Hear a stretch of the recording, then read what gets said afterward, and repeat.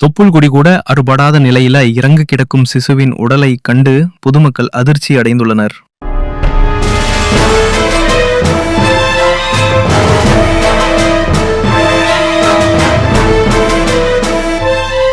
திருவண்ணாமலை அரசு மருத்துவக் கல்லூரி மருத்துவமனை வளாகத்திற்குள் தேங்கி நிற்கும் கழிவுநீர் அருகே பச்சிளம் குழந்தையை வீசிவிட்டு சென்று யார் என்பது கேள்விக்குறியாக உள்ளது.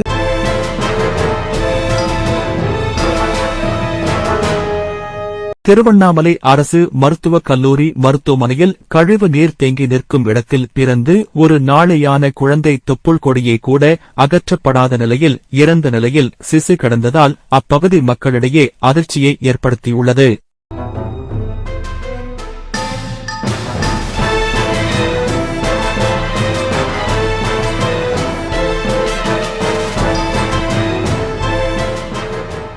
திருவண்ணாமலை அரசு மருத்துவக் கல்லூரி மருத்துவமனை வளாகத்திற்குள் பிறந்த குழந்தையா அல்லது வெளியே எங்கேயாவது பிறந்து இங்கு கொண்டு வந்து போடப்பட்டு சிசுவா என காவல்துறையினர் தீவிர விசாரணை மேற்கொண்டு வருகின்றனர். இந்த அதிர்ச்சி சம்பவம் குறித்து திருவண்ணாமலை கிழக்கு காவல்துறையினர் வழக்கு பதிவு செய்து விசாரணை செய்து வருகின்றனர். அரசு மருத்துவமனை வளாகத்திற்குள் பிறந்த ஒரு நாளையான சிசுவின் உடல் கண்டெடுக்கப்பட்டுள்ளது அதிர்ச்சியை ஏற்படுத்தியுள்ளது.